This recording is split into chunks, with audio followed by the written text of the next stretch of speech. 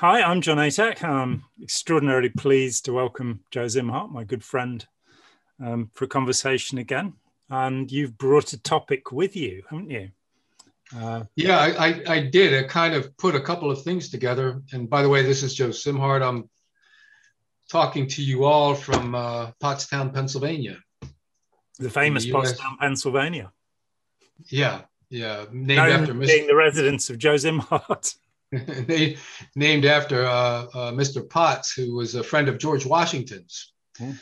And in fact, Washington slept at one of the Potts Manors, in this area. Potts was a iron ore developer and miner, and had a lot to do with helping with the revolutionary effort by casting cannon and that kind of thing. And so there's a lot of Potts names around here, like Potts Grove, Pottsville, Pottstown. So yeah. Fair enough. Okay, well, why don't you show us the book that we're going to? Yeah, so I was, I made a comment when we first got on that I was listening to something else about shape shifting, and a lot of cults believe that there are shape shifting shamans out there, and that there's an actual reptile creation that looks like humans. And I asked you, how do we know that I'm not a reptile and that you're not a reptile, and this is all one big fraud? So we could go down the Q rabbit hole, right? Yeah, absolutely. Joe Biden has proved that Queen Elizabeth II is not, in fact, a transdimensional lizard, because when he met her, he said that she reminded him of his mum, and his mum is definitely not a lizard. So I think we've got an empirical proof there. Yeah. Well, be careful with definitely, because that has a flexible meaning, and lizards can slip into the empty slots. So be careful. I believe the transdimensional lizard story comes from David Icke, one of my countrymen. Mm-hmm. And he later admitted that he was actually under the influence of ayahuasca when he imagined this. And it may be that hallucinogenic drugs are not the best way to determine what reality is, but who knows? Maybe I'm wrong about I that. can testify to that. Yeah, personal experience. But made me think about this. There was a talking reptile in ancient culture that convinced us to do something in the Jewish lore. And who knows where that came from, earlier Canaanite tribal mythology. So yeah, this reptile thing within our consciousness, I think, goes way, way back. In fact, if we look at evolution genetically, we're linked up with these reptiles. So hidden within you and I is a reptile. There's an old tale among therapists, it goes back a while, that as the discovery of the layers of the brain came out, that in therapy you're dealing with a crocodile, a horse, and a human. Interesting. And don't let out the God in us. Yes. Yeah. That's another layer. Best not to talk about that. But yeah, okay. So let's have a look at your book cover and see what we've got. So I recently reviewed this, and maybe we can link up my video review that I did on YouTube. But it's called Useful Delusions. Okay. And it's by Shankar Vedantam and his co-writer Bill Messler. It just came out months ago. And the subtitle is The Power and Paradox of the Self-Deceiving Brain. So Vedantam has his own podcast called The Hidden Brain. And he's a skeptic, a scientist, a rationalist, but who has also looked at the richness of the human propensity to create mythology, create religion, use delusions in order to get by day to day, in order to frame society. Even Plato, he doesn't mention Plato in here, but said that we function well in the polis if we have how did he put it? The the benevolent lie, or that kind of type of the word's not coming to me. I'm sorry, but it'll come later. It leaked out. So what Vedantam is telling us, and he concentrates on this particular cult called the Church of Love that this cult leader started quite a few decades ago, and then he was busted for running it in around 1988. The cult was based on this idea that he would entice young men, or anyone, but mostly men, to believe that there was this commune somewhere of women, and it was kind of a pun on Shangri-La. He called it Chandra Da or something like that, and these women were there recovering from abuse and whatever, and they were living an idyllic life. And the men would communicate with these women, and these women would get to know them and develop a relationship, and even entice them into, maybe we can get married someday. You can come here, and then there was this woman who didn't exist, Maria, who had psychic powers at the commune, and she could see into the world and how reality was. And all of this mythology was completely made up. Yeah. There was only a few people writing these letters, and thousands of the same letter with different names would be sent to these men. And even some of the men would get even a picture of a pretty woman, which had nothing to do with the commune because there wasn't any. The men would send gifts and send money as love offerings. Even though they said they didn't want any money, they would send things, because within the embeddedness of the letters, there was this suggestion they needed something, and it was up to you to want to give.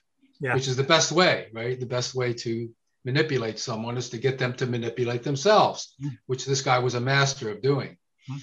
And so people would send gifts. Of course, the guy and his helpers would sell the gifts to make money. No one would get them, So it was a complete scam. However, during the court hearings, some of the ex-members even said they got something out of this, that it was, quote, a useful delusion. Yeah. Even though they knew it was fake, they looked back and it might have helped them struggle with suicidal thoughts. It got them through loneliness. It made them feel important. It raised their self-esteem. It did a whole host of things which enriched their lives during the time of the delusion. So they didn't completely write it off. Of course, there were other men, quite a few, kind of like we find in the anti-cult movement, that are really pissed off and want to expose the whole thing and destroy the leader, and all of that stuff going on too. So it was a mixed bag, much as the cult history in modern times is a mixed bag. There's all kinds of ex-members, there's all kinds of reactions, all different types of recovery going on. But what I'm looking at here is really the transcendent attraction of these, the bait. Again, what Plato called a pious fraud. Yes. A noble lie, if you want to. Those are the two words I was looking for earlier. So these noble lies, these pious frauds, can be useful delusions, according to the book. So my discussion that I throw out to you is, where do you draw the line where it becomes destructive and harmful as opposed to useful?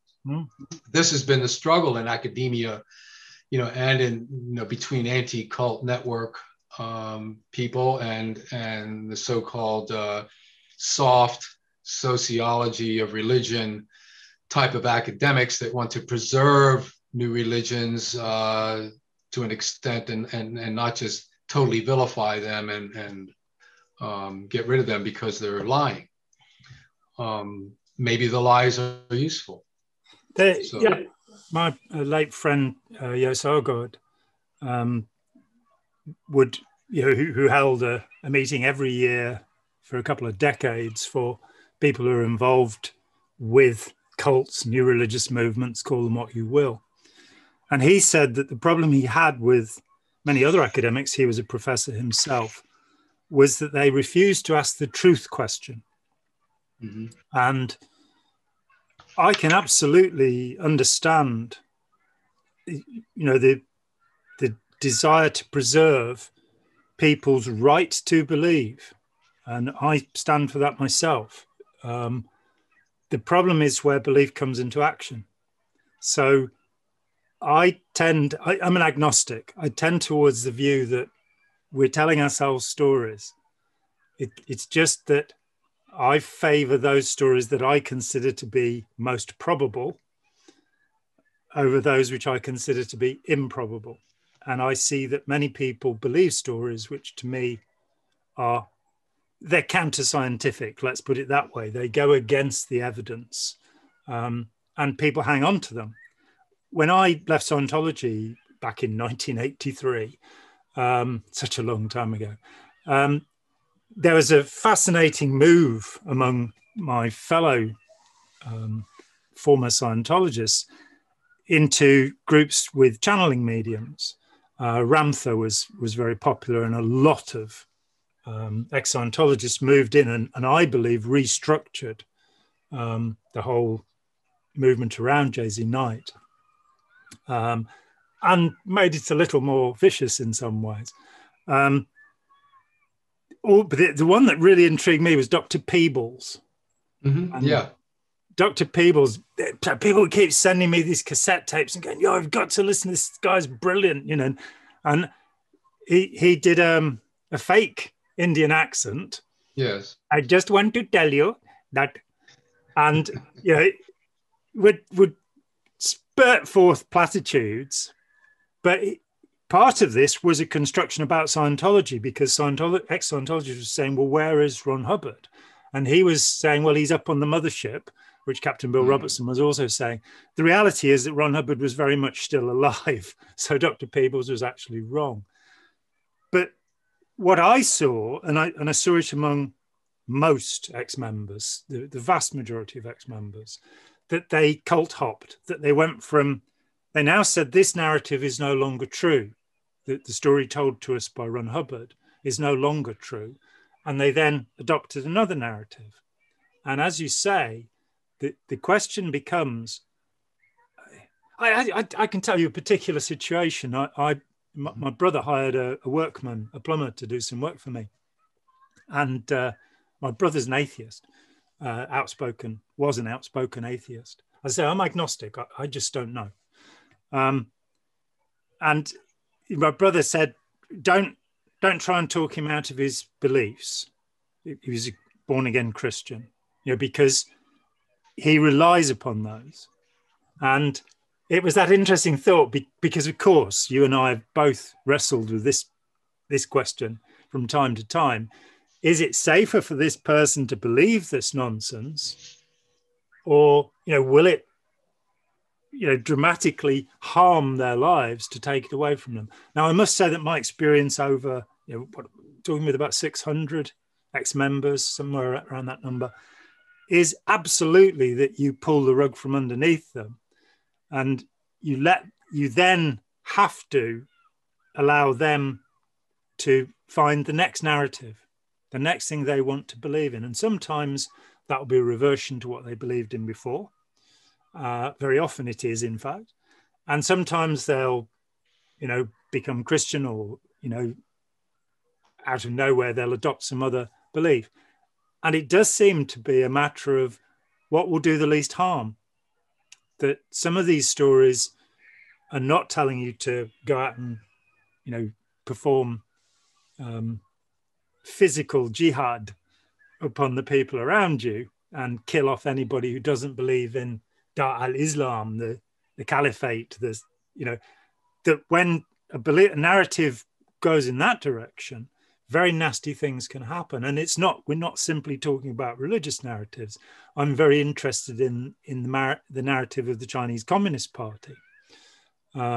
That this whole notion of, you know, the party is everything and you have to serve the party and do what you have. And the party has its own army. They have an army of 2 million people. You know, it must be the only cult group in, well, I suppose there's North Korea as well, isn't there?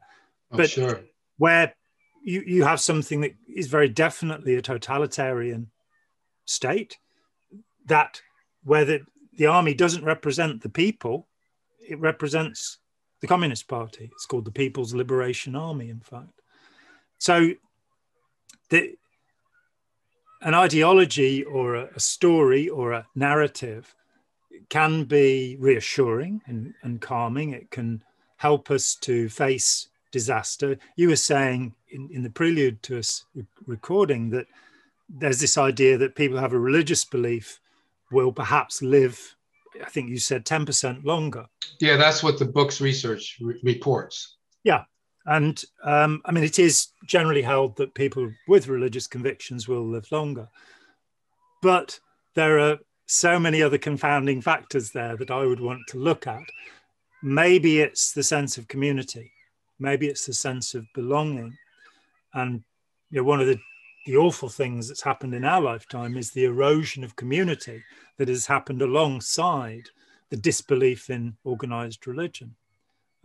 It doesn't make me want to go back to the religion I experienced as a child, which was a very mild form of Christianity, Anglican Christianity. But I think the point is that social cohesion, whether you have an atheist narrative or a religious theist narrative or a polytheist narrative, is better than social discord.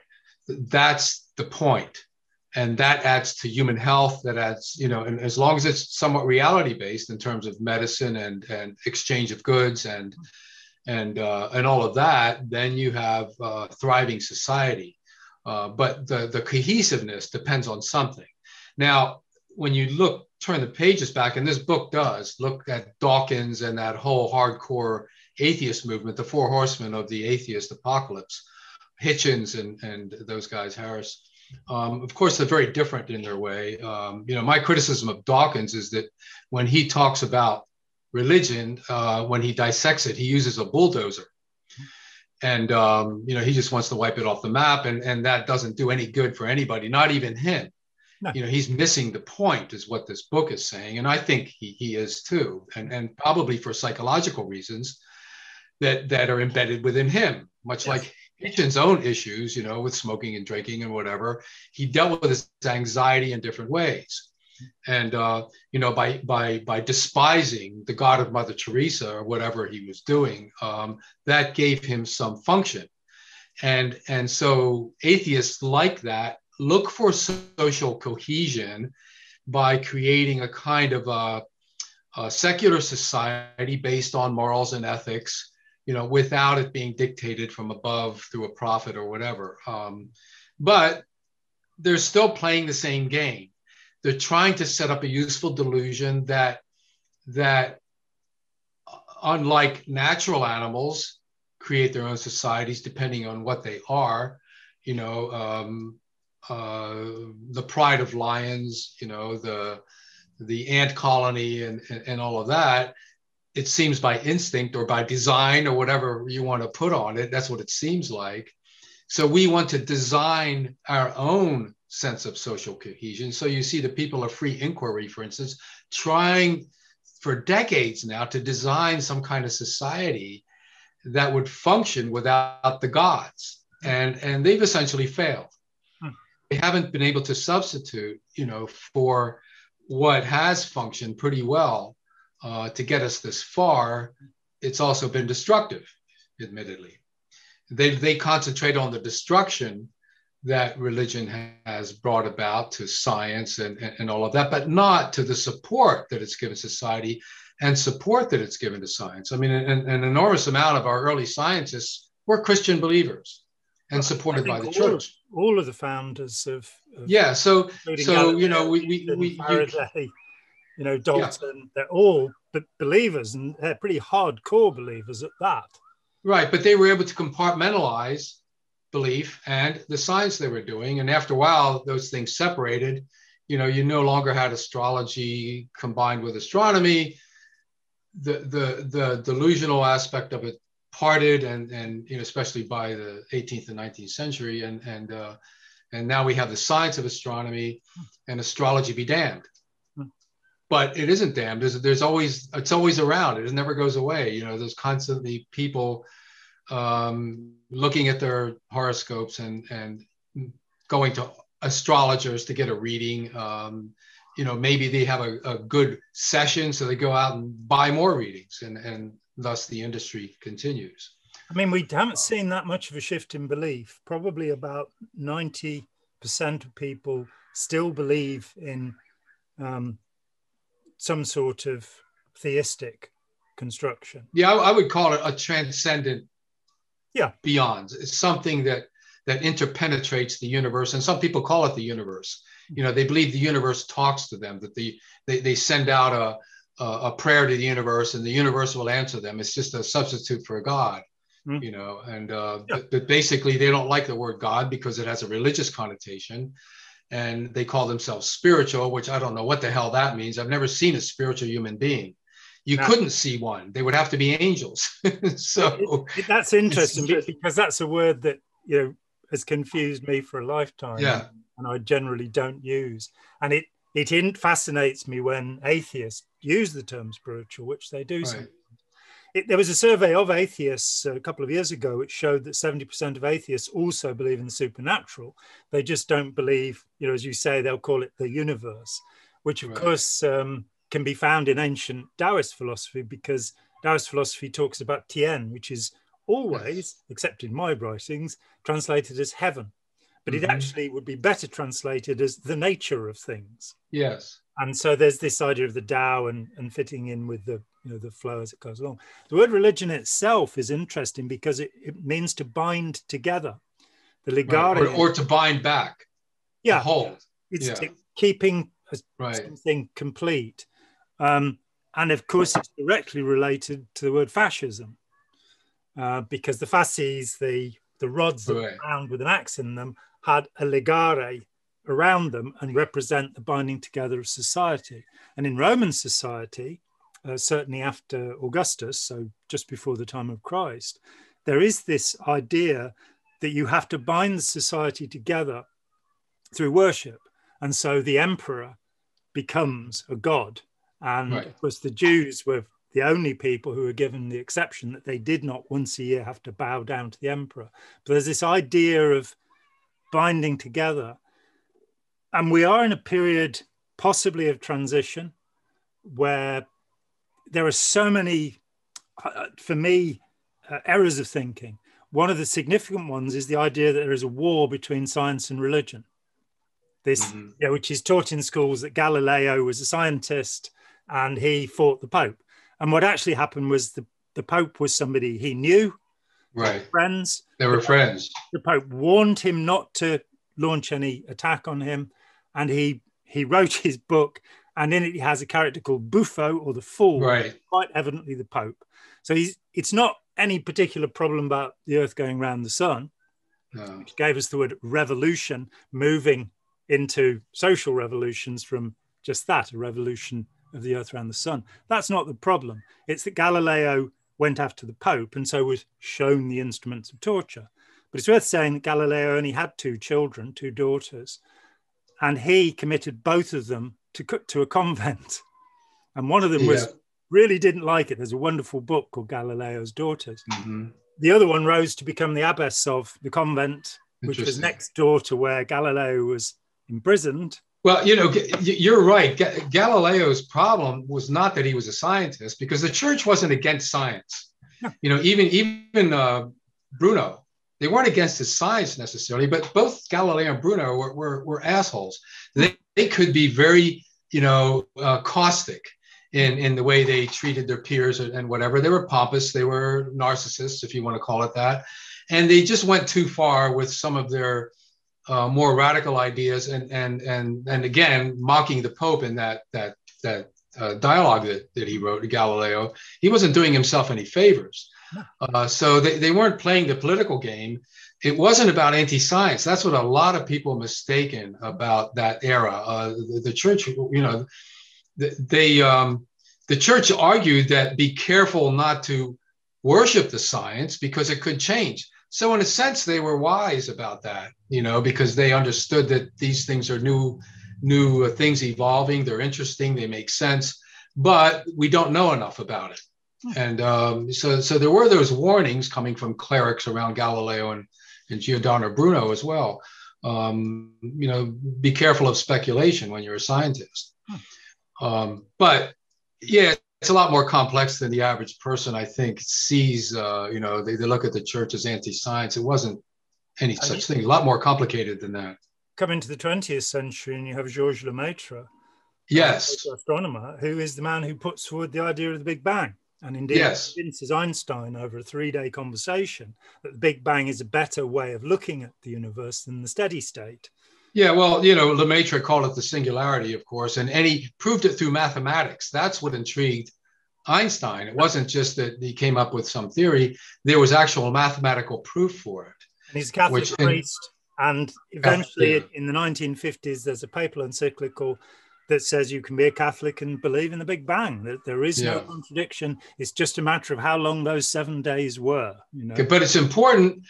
Lemaitre, the priest, was upset when the church, one of the piouses, said this proves that God made the world out of nothing. And he said, whoa, I have no such proof. This is science. No, so he was able to keep away from, he was quite a humble man, and he was able to keep away from mixing religious ideas with the science in that sense. So, and again, if we look at the Abbe Mendel, we're looking at the founder of genetics, and it should be said that Galileo cheated, Newton cheated, Mendel cheated. The idea of them being scientists who were only going to tell the truth, they all cheated in their reporting of their experiments. But Mendel gave us that transformation that says, no, genetics is not an intermixing of the parents. It's a representation of both parents coming together. And that this will become fundamental to our present idea of genetics. Right. So their insights were profound, even if they didn't have the science down completely. So they did fudge a few things. But so you have to, I think, believe in a kind of an intuition that human beings have about reality. And how you're led to see things after studying it for a long time, like Darwin did, and suddenly something effervesced in his mind about the way species are formed and sustain themselves, and he went about proving that. So the idea of the useful delusion, maybe the delusion isn't completely a delusion. It's just a hypothesis that can become a delusion, because it's disproven, or it becomes useful reality rather than a useful delusion.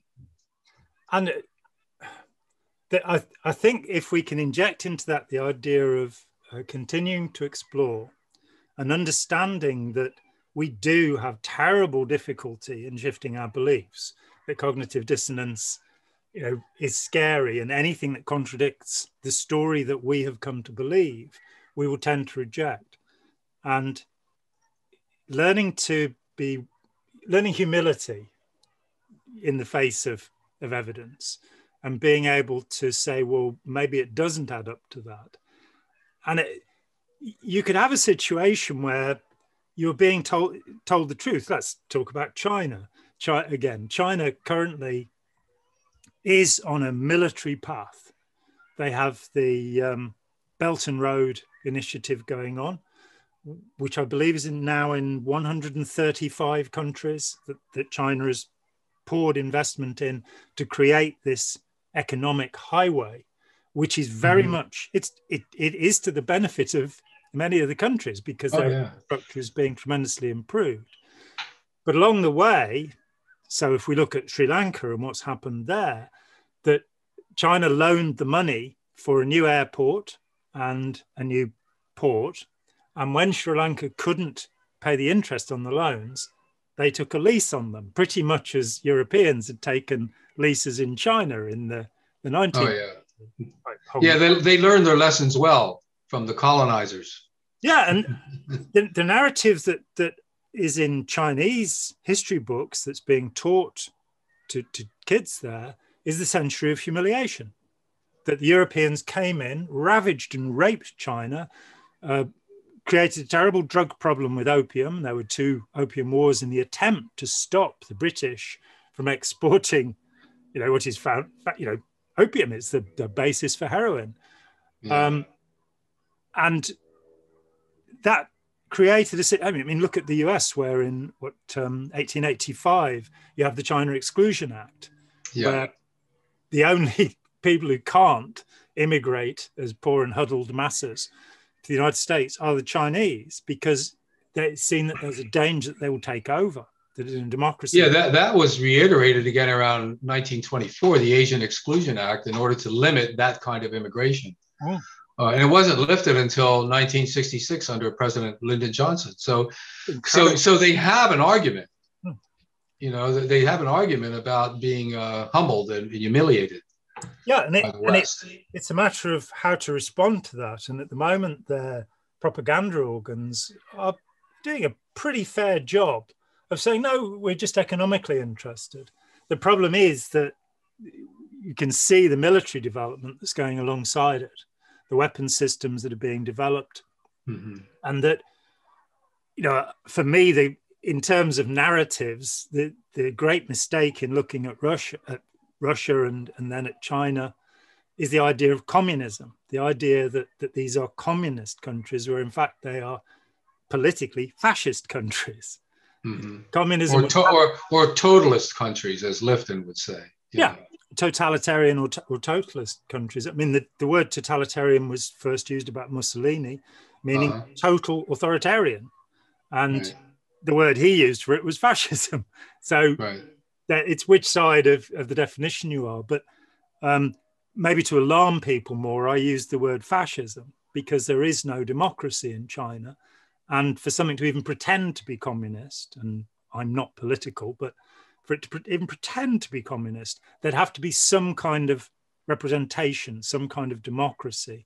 The system that in Russia was called the Soviets, that you'd have these little cells of people making decisions, which didn't happen at all.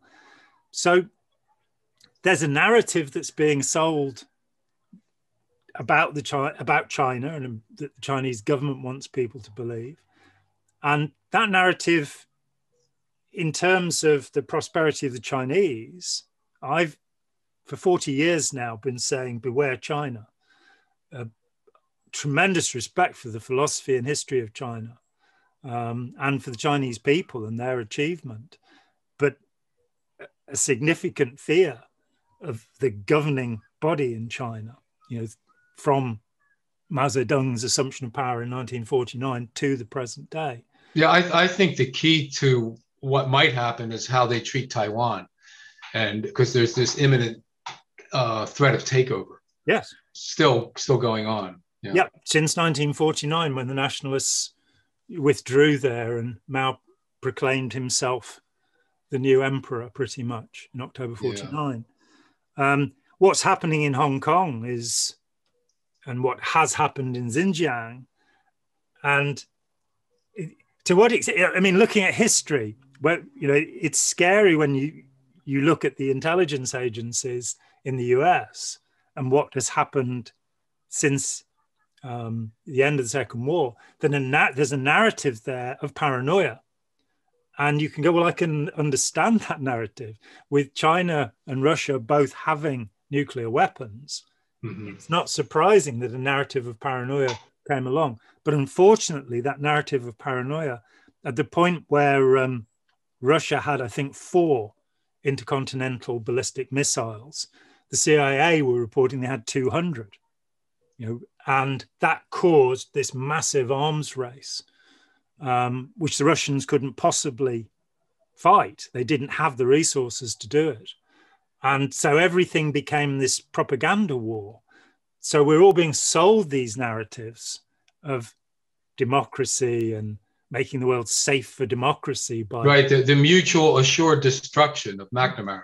Yeah, that policy.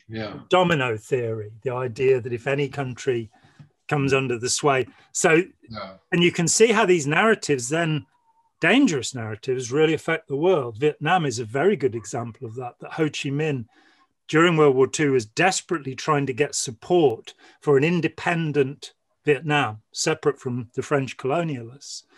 And what happened was that the Truman rearmed the Japanese for 3 months after the surrender, despite all they had done to the Vietnamese people, and that so that the French could go back in. Right. The French are then defeated, and the narrative is very simple. The last thing in the world that Ho Chi Minh wanted to do was make an alliance with the Chinese, because alongside the French, and historically, the Chinese are seen as the oppressors, particularly right. in the north. There are 3 provinces that form Vietnam. So the US at that point could have said, we'll make an alliance with you. We'll forget about this narrative, this story of communism. Mm-hmm. We'll say you are a democracy. We'll, and we will work with you. Had that happened, imagine the difference in the world. Oh, yeah. Vietnam would have been a buffer against Chinese expansion. Yeah. But as a result, it worked the opposite, because we were fighting China. Yeah. The South was supported by the U.S. forces and the North by China. So China and the U.S. were fighting that war, but it was unwinnable because, the U.S. soldiers would attack a particular hill, take it over after napalming and bombing the hell out of it. And the guerrillas, Viet Cong, would slink back into the jungles, and we'd have a flag up there on top of the hill. Now what? Well, okay, it's time to leave. So we leave. And this is what disheartened the U.S. soldiers. They were, what did they have when they won? They had a hill that was useless. And there was nothing there. There was nothing of value on that hill.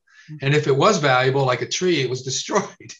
Yeah. And then they left, and then they go and take another hill later. And what's going on here? The whole thing was very confusing to the American soldier at the time.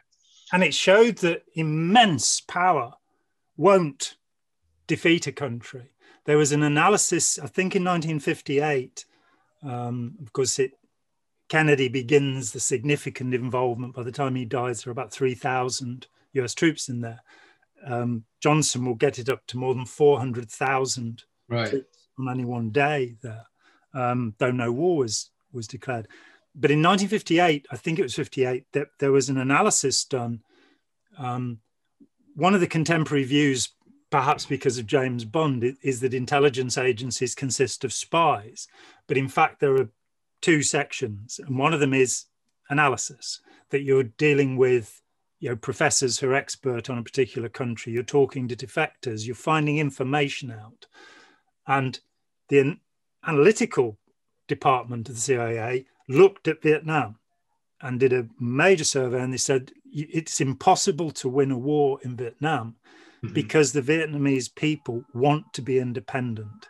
They don't want Diem leading them. And of course, the US CIA decided to murder him anyway. They want to be independent. This is their thirst. And so the only way to win the war is to kill them all. And you kind of, well, what are we doing here now? Yeah. So again, we are dealing with narratives that are not religious, they're political narratives. But we're repeating this. I think the suspicion among the conspiracy people is that there's this capitalist military industrial complex that needs to continually feed itself. So creating wars and having a machine making war material is economically good and healthy for the country back home. It might not be good for the country you're invading or whatever, whether it's Afghanistan or Iraq or whatever, but it gives us a sense of patriotism, of unity. We can wave the flag, we can hold up the Bible, we can do a number of things. We can frame the Constitution, and those are the useful delusions of the patriotic American, that we have this sacred flag, we have this sacred Constitution, and we have the sacred Bible, and that's what makes us American.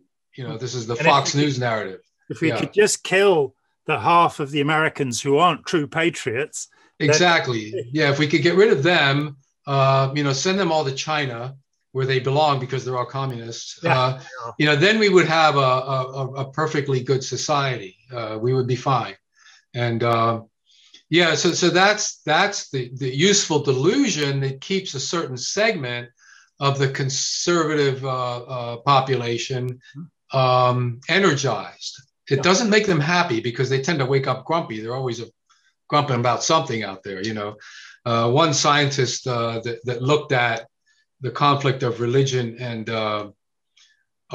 science analyzed fundamentalism in this series of lectures I have from the great courses. Principe, I think his name is, Professor Principe. But anyway, he stated in there that, after analyzing the origins of fundamentalism in the 19th century and how it migrated into our current state, said that basically fundamentalists, of any religion, are people that wake up grumpy about something. And, they really don't have within their narrative a useful structure that can be applied to how to run society. There's a constant complaint about how society is being run. That's what energizes that base, that follows Trump.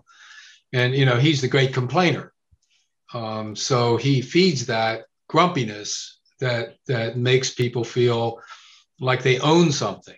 Like, this is me, this is who I am, and then they hang out their flag, they hold up their Bible, and they frame their Constitution, but they don't understand what any of those really mean, when it comes down to it. How peculiar that Trump's minister throughout his childhood was Norman Vincent Peale, who wrote The Power of Positive Thinking, and it seems to be that there's a lot more negative thinking going on.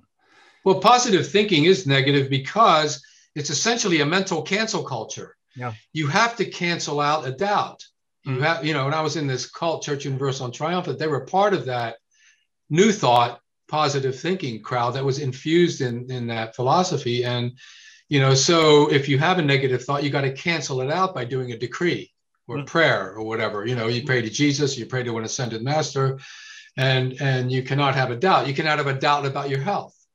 You can't acknowledge that you have cancer if you're a Christian Scientist. You can't acknowledge that you lost. This is where this whole nonsense comes in. So basically, the positive thinking crowd or cult is a cancel culture. They're constantly canceling information that doesn't fit their narrative. They have that within their brain. Yeah, and it fascinates me. I mean, Jung complained, Carl Gustav Jung, that we know, we fail because we no longer live in our mythology. There is no longer a mythology. And people around him pretty immediately said, actually, this is the mythology now. And when you look at how that mythology moved through the 20th century, an interesting example of a very unuseful delusion is that in the first years of the 20th century, there were over 400 novels published in the English language about German saboteurs in Great Britain. 400 novels before 1914, before the guns of August 1914. Only one of them is still in print, The Riddle of the Sands by Erskine Childers, which is very well written. As far as I remember, I was a kid when I read it. But the term the Great War was first used in 1911. Interesting. Before the war starts. And so you have this construction. When you cross over and look at what was happening in the German-speaking world, they weren't talking about the British infiltrating them, which was quite likely because the British did have an intelligence service at that time, which was very active. The British and the Russians at that time are the two intelligence agencies. They had a narrative that said, we have the most people-friendly culture in the world, what Bismarck had called socialism, because he didn't have a democracy. What he meant by socialism was we care for the people. So in Prussia, they'd had the first universal education system since 1806, I think it was, because of their humiliating defeat by Napoleon at the Battle of Jena. They thought we better train our kids so they'll make better soldiers. But nonetheless, they have a universal education system from then till now, unbroken. Right. They had health systems. They had the philosophers, the composers, the great writers, Goethe and Schiller and what have you. So they saw themselves as a superior culture. And they too saw a coming war. But they felt that this war would be a war where German values, which were superior and more humane, would take over. And so after all, they had Hegel and Kant. I mean, look at what else could you ask for? Yeah. And and Mozart and Beethoven and of course through to Mahler, Richard Strauss. But just to interject here, this CIA thing of intelligence infiltration goes back to what's called the Great Game between Russia and England during the colonial era, especially over Afghanistan and other territories like that, and free seaports. That was big in the 19th century, and in a way is still going on.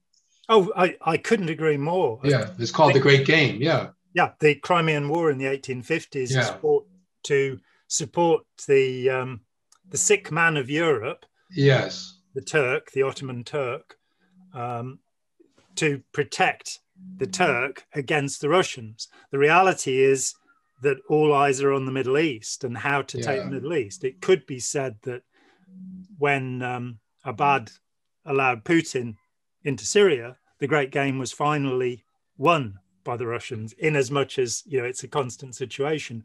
But finally, they'd failed to break Afghanistan in the 70s and early 80s. Finally, they'd got into Syria.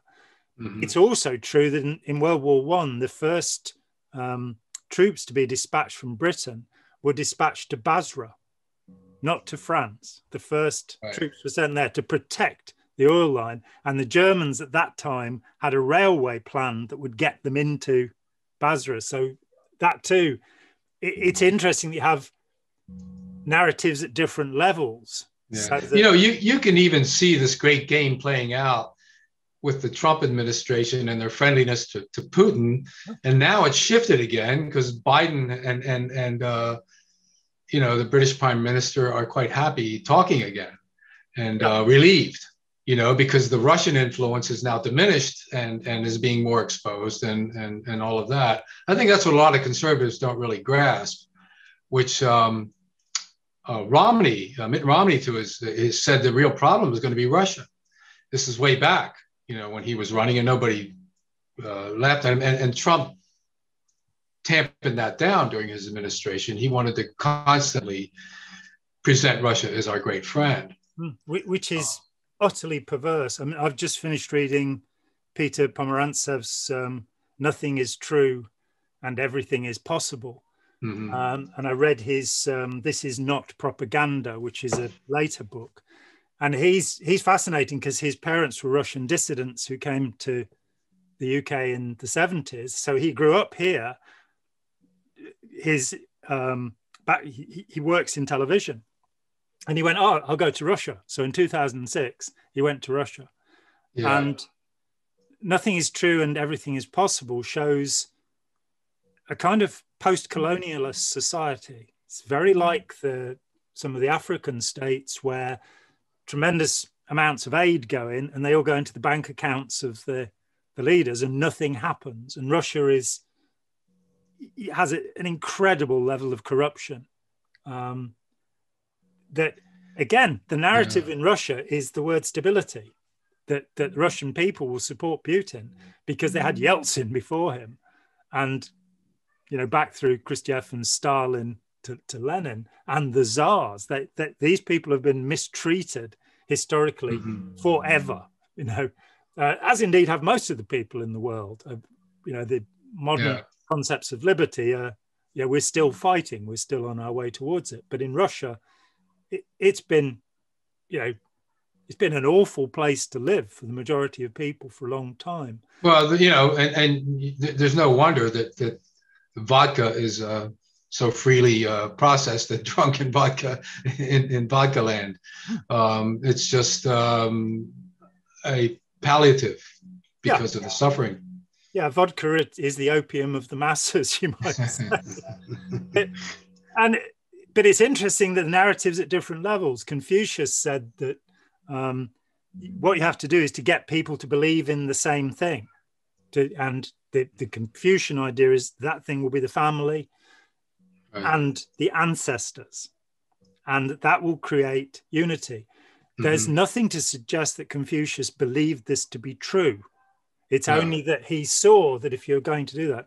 Interestingly, the founder of the neocons, Leo Strauss at Chicago, who I think Cheney and Rumsfeld both studied with, puts forward exactly the same idea. It doesn't matter. Exactly. And it goes back to Plato again. Not that he believed in it, but he believed in the noble eye as a way of keeping the polis going. Yeah. You know, to maintain it. And that was necessary. So is lying necessary? You know, you want to be that crude about it? I don't know. I think that of course, I've got to go here in a few minutes, but the Dantum is a lot more subtle than that in here, and I think it's worth reading. That, you know, he says that rather than seek to annihilate self-deception and all it represents, a better goal would be to think carefully about what it does and ask ourselves how we can work with it.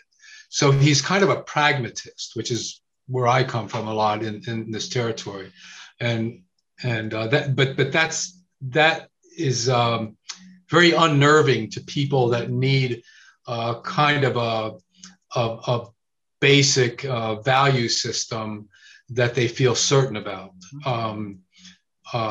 to work with it, you know. So I think what happens is there's layers of society. I think Strauss would agree here that government, knowing that a lot of this is just perpetrated and, you know, the economy is an illusion and whatever, we have to manage it. We have to promote the fact that we know what we're doing, and we have to use useful delusions to keep the people together. You know, so some segment has the flag, the Bible, and the Constitution, you know, and the other segment might have, you know, existential philosophy and free debate and whatever, thinking that that's going to help. But something has to keep us motivated.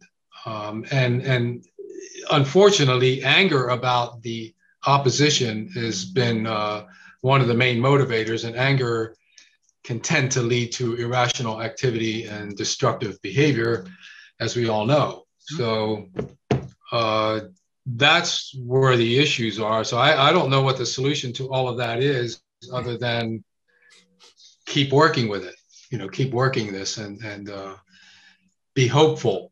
I mean, Alan Watts, who's not one of my heroes, but he wrote a book called The Wisdom of Insecurity. Yeah. And I think there is something in there, that the willingness to see the world in a different way. There's a lovely treatise called Tibetan Buddhist Medicine and Psychiatry by Terry Clifford. It was a PhD thesis published in the 1980s, eventually. Terry Clifford, the late Terry Clifford, long gone. But in there, there's this, I was very interested in Scientology's idea that you're possessed by lots of little spirits, or body thetans, as they call them. And I was looking for an origin for that idea. And rather than just going, as I came to realize, every culture has demons, gadons, dibuks, whatever, you know, wherever genies, wherever you go, these things are. So I was looking for a specific origin for Hubbard, you're picking this idea up. And because I'd seen, when I was in my 3 days in a Zen monastery, there was a Tibetan tanker on the wall. I was about 18. And it was explained to me that this... I've got one behind my shoulder here. There you go. We all need a good tank. And this was a tanker of a meditator fighting the demons. And so I started reading books about Tibetan Buddhism after I left Scientology, trying to hunt this thing down. And this was the book that gave me the answer. And in it, the Dalai Lama's physician, who was the advisor to Terry Clifford throughout the project, said, you approach people according to what they believe. So if we deal with an illiterate peasant, we say, you're possessed with a demon. And we rub them with yak butter and what have you, and go through rituals and incantations, and they'll feel better. And then give them some Zyprexa. Yeah, something. And if we're dealing with somebody who's educated, we'll say, oh, well, these are thought forms that you need to deal with. And then, of course, if we're dealing with a convinced and confirmed Buddhist, we say everything is illusion. Yeah. And so you have this, and I think that happens throughout societies. curiously, the Aztec society or the Russian society, you actually have separate languages and practices according to the castes. So in Russia, the aristocracy spoke French. They didn't speak Russian. Among the Aztecs, the use of the mezcal, the psilocybin, and morning glory seeds, which are a natural form of LSD, were divided according to whether you were a priest, a warrior, or a hoi polloi like you and me. And I think those different narratives function within a society. And perhaps the least useful delusion we have in terms of the environment at the moment is the idea of nationality, that pitting nations against each other. But there's layers within the nation that need to be that way to function. Yes. The caste system, let's say, which has been vilified, but it also has a rich history of allowing society to function in a certain way, even though there's abuses within it. You know who you are, you know where you belong, you know what your role is, what your dharma is. And and now there are people that break the mold, the rebels and so forth. And I think that in our society here I'm looking back at the Austro-Hungarian Empire, because you brought this up. The Hungarian language was considered secondary. You spoke High German if you were Hungarian to do business and to become part of the aristocracy back in those days. And it wasn't until later that there became a movement to reinstitute Hungarian. For instance, one of my great-grandfathers, changed his name from a German-sounding name to a Hungarian-sounding name in order to become more Hungarianized. Yeah. And this happened back in the 1900 or so, when that movement was going on. You've got the Finnish movement represented by Sibelius. You've got the movement. So nationalism nationalism in that sense is quite new. It's very new in terms of human history. It's a very new narrative about creating our identity. It's not just language. It's a geographical unit now, and language means a lot to a nation because they tend to adopt a language as their narrative. And when that's invaded or changed, people get very nervous. Like in the US now, there's been a tremendous growth in Latino speaking people. And it's become a second language here, to a great extent, especially in parts of the country. It's making African Americans and white Americans and, a bit nervous because suddenly we're not a clean nation. We don't just speak English, that type of thing. Or we're not just a white nation. Remember, Australia used to be the white man's continent at one time, speaking the King's English, or at least their broken dialect version of it. The sort of version of the King's English, like? Yes, their version. Crikey. And of course, it's true that the areas where Spanish is dominant are the areas that were first colonized by the Spanish. Precisely. But that division, I mean, I can remember a friend saying to me, he was 10 years ago, he's in a supermarket, and he was really bothered that the people in the queue ahead of him, this group of people, were all speaking Polish. Wow. And this is England, and you ought to speak English. But because we don't know what people are saying, it can breed a certain amount of suspicion. So I'm not sure that there is a conclusion to this discussion, but I think from my perspective, it would be, yes, there are useful delusions, and it's our willingness to trade up to better delusions that is good. The idea of, black and white thinking, it's for or against, I don't think that works very well for us. I mean, John, you and I both know, and art history is full of delusional narratives about what's important and what is not. And these styles, these aesthetics change over time. I'm thinking back, you pointed out around 1911 is when this narrative about the Great War. The Great War, that's also the Great War within art launched around that time between what was considered non-objective and abstract art, making a break with objective reality, like a pen.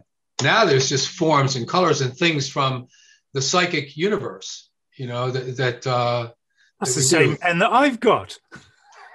Well, isn't that quite a coincidence? Were you in Bordeaux? Yes.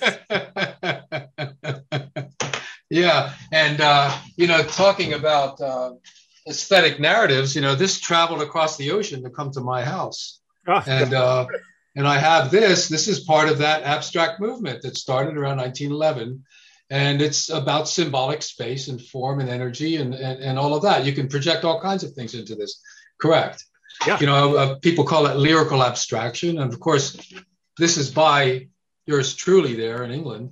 But yeah, that's interesting about the pen, John. I think we should leave it at that because this is getting a little too weird. Just one final thing, that on the German side, when you look at that, exactly that moment in history you're talking about, in 1912, you have the Blaue Reiter group, the Blue Rider group. Yes. Clay, Macker, Mark, Gabriele Munter, Schoenberg.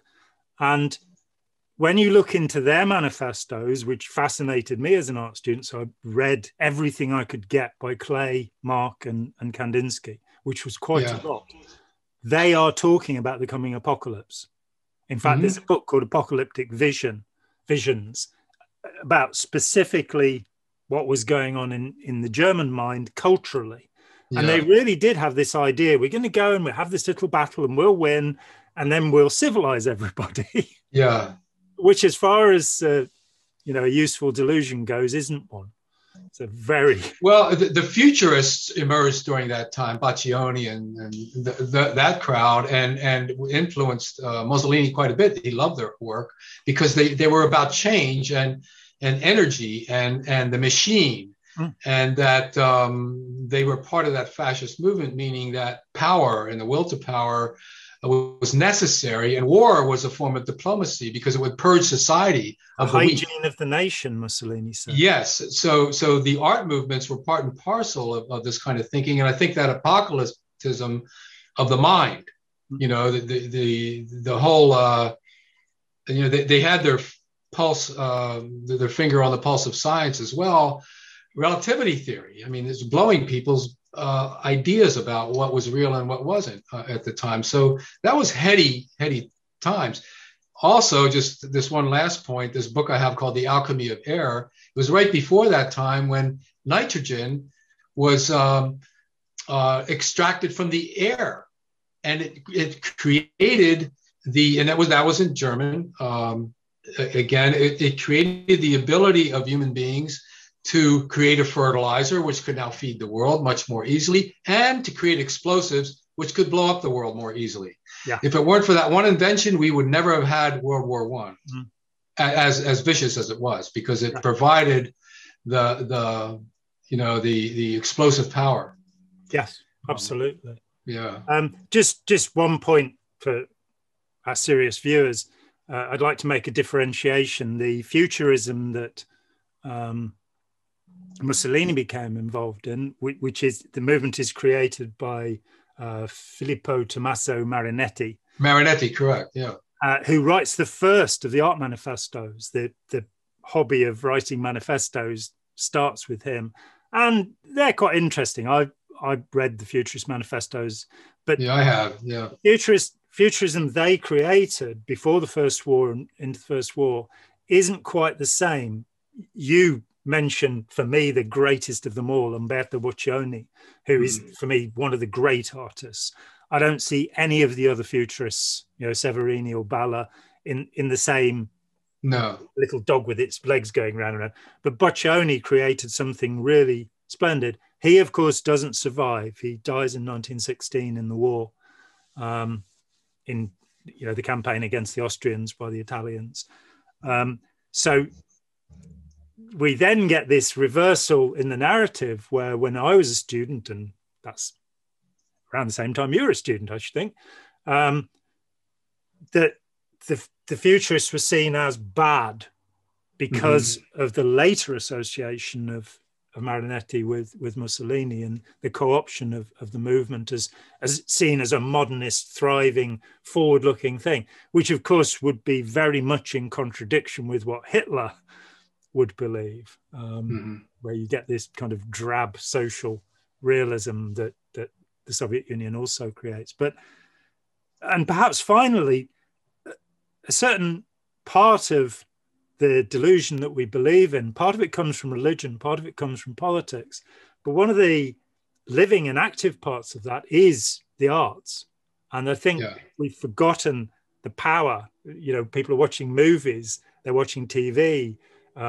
If you want to understand, you know, the politics of the US in the last 20 years, then the movie The Report or The Mauritanian are very wonderful examples of drama being made out of history and saying, you know, something dreadful. They're both about Guantanamo Bay. Something dreadful happened here, and begging the question of, you know, what are we going to do about that? Maybe we should leave it to the people commenting to provide solutions to all of the problems of the world in the comments section below. Yeah, I'd rather do that than try to solve it myself. Yeah. Thank you. And we'll maybe come back in a couple of months' time and talk about the beginnings of non-objective art, because I love talking about that, and it's wonderful to talk. Well, I just think looking at the psychology of the day and the science of the day, because it influenced non-objective art quite a bit. Yeah. Okay, good, John. I've got to go. Been great. Thanks so much, Joe. Peace to you, brother. Yeah. And hold on to your pen. Yes. Hold on to the pen.